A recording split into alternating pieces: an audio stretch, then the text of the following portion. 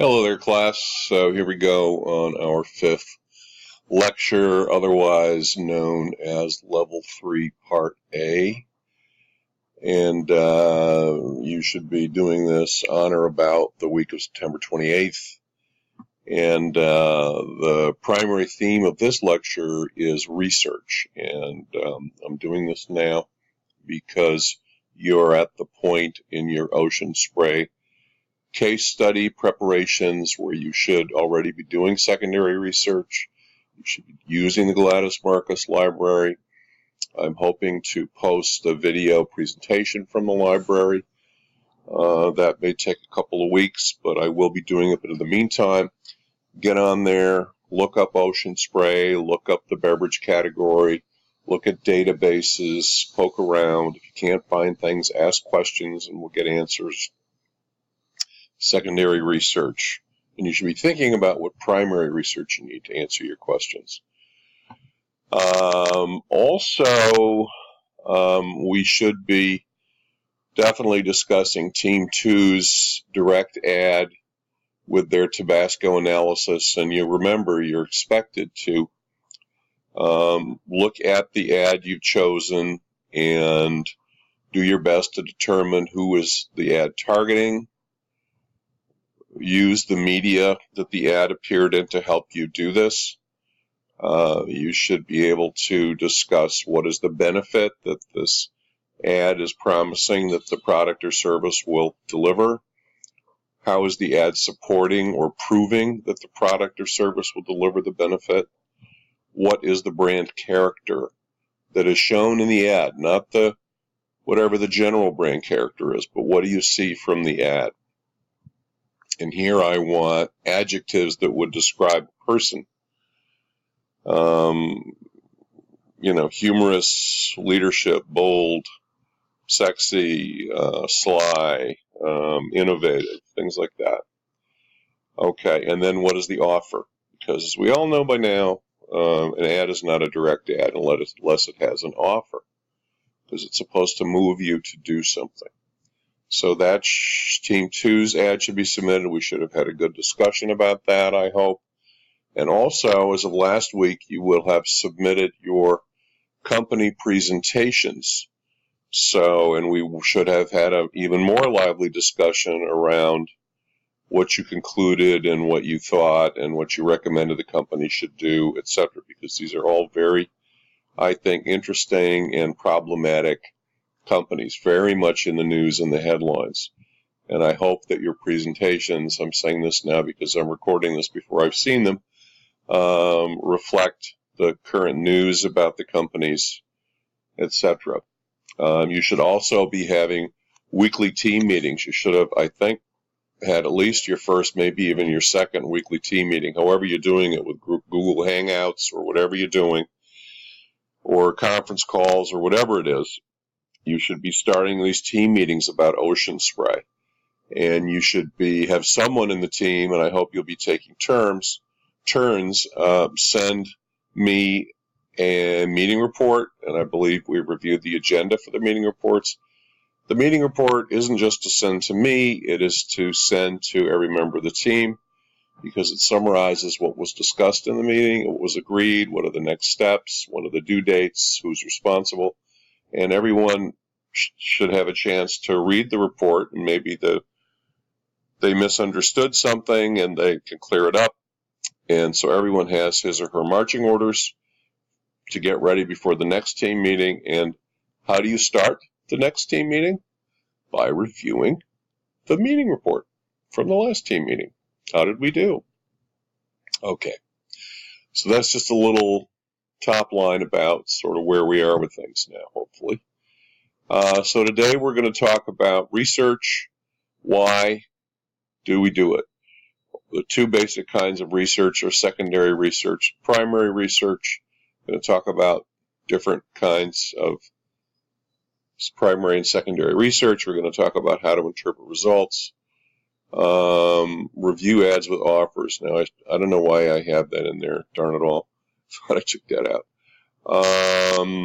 Well, that's what we're doing every week in our discussions, so let's not worry about that one. And then I'm going to give you a case history of an experience I had when I ran marketing at 800flowers.com, where we use research. And of course, it wouldn't be a Professor Ely class unless I repeated my theme, which is that advertising, in fact, all marketing communications are designed to move the consumer to take some kind of action, presumably to be moved along the purchase funnel from awareness to advocacy. So now I'm also, before I get into research, I want, in your team meetings, these are the kinds of questions you should be asking and discussing, okay? What is the problem to solve for Ocean Spray? Why is the problem occurring? What do we know about the, it says delivery beverage market size, but here I mean really not just delivery beverage, but any beverage, beverages that you buy in the store to take home, beverages that you buy in the deli just to drink. What do we know about it in the U.S. particularly? I really am worried about the U.S. I want to know the market size, the growth rate, who are the key competitors in the business, the big ones, the new ones that are being successful. What are the trends? Is it towards health? Is it towards, what is it towards? What's going on? What segments are in it? What, is there a healthy segment? Is there a unhealthy segment? I mean, what is there? What's going on at retail with beverage? Now the retail story you may have to put off for primary research. And I am going to want you guys to visit stores in the New York area and look at what's going on in the beverage category, grocery stores, delis, and get a sense for who's there and who's competing, and take pictures and talk to people in stores who work there if you can. They're hard to approach sometimes. And then what else would we like to know? And that's where, if we can't get it in secondary research, that's where we try to find and do some primary research. So what do we know about Ocean Spray as a company? What's their revenue? Is it going up or down? What's their share? In other words, what percent of the beverage market do they represent? Is the share going up or down? What are the overall trends for Ocean Spray for beverages? What is their current advertising? And there's a fair amount on that in the document that we reviewed. But make sure you've looked at their latest advertising online, etc. What do we know about the Ocean Spray customer? And there's a lot about that in the deck also. And of course, what else would we like to know? And of course, what is the key problem? The key problem is Ocean Spray beverages want to increase their appeal to millennials. Okay. You should be doing secondary research about the above, using the library, and asking yourselves, what primary research is needed? How do we find out why aren't more millennials drinking Ocean Spray juices? That really is the issue. And what do we do to address whatever that is, that problem is? Okay, so research. We're going to start, as I generally like to do, very broadly. I usually like to define things. You know that, I guess, by now. It's because we've defined databases and offers and other things we've discussed. But so the value of research in business and marketing is that basically the more you know and can prove about what is going on in the market, what is going on with customers, the more facts you know, the more credibility you have as a person in the company. Not only that, of course, the more successful your brand or whatever product or service you're working on is going to be, because your decisions are based on facts. What's really going on, not based on some kind of guesswork or gut feel or whether you flip a coin or whatever it is. Research is scientific. Research is the same kind of, we try to do the same kind of research in marketing that laboratories do when they're looking for a cure for cancer.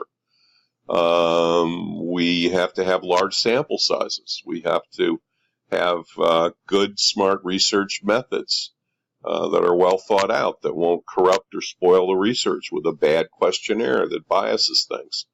Research is scientific, quantifiable for the most part in scientific. Typically, you do start kind of answering your questions about what's going on with a company or with a product with secondary research, which we're going to talk about. Primary research, which is research that you do yourself.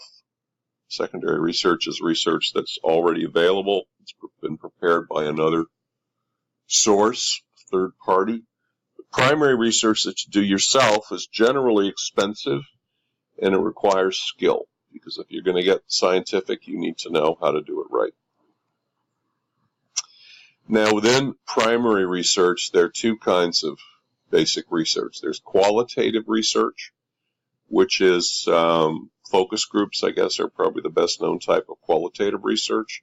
This is where you do not have a sample size of consumers that's large enough for any kind of statistically valid projection of results.